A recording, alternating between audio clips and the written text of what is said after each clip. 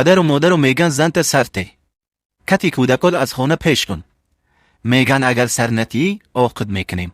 من چیکار کنم؟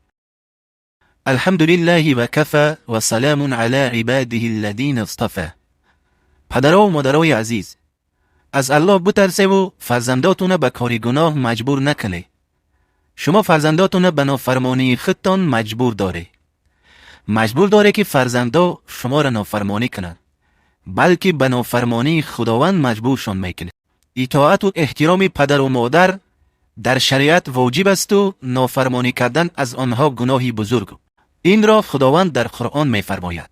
اما فراموش نکنیم که اطاعت پدر و مادر در صورت بر ما واجب است که امر آنها در کاری گناه و نافرمانی خداوند نباشد. در چنین حالت اطاعت نکردن آنها واجب است. در چنین صورت فرزند عاق نمی شود، زیرا اطاعت هیچ کسی در کاری گناه اگرچه پدرت هم کی باشد اصلا جایز نیست.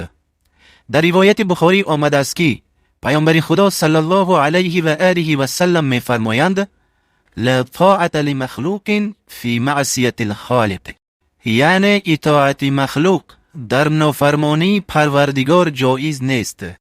یعنی پدر و مادرت یا هر کسی دیگر وقتی تو را به کاری گناه امر کردند، به کار امر کردند که نافرمانی خداوند است، در این صورت اطاعت نکردن آنها واجب است.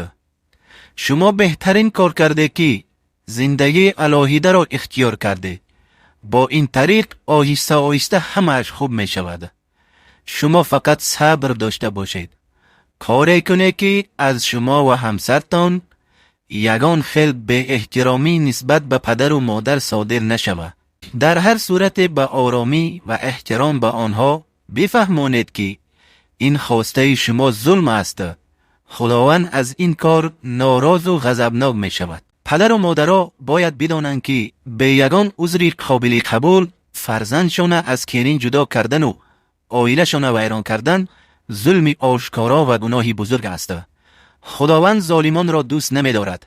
پدر و مادرها در حق فرزنداتون از الله بترسید.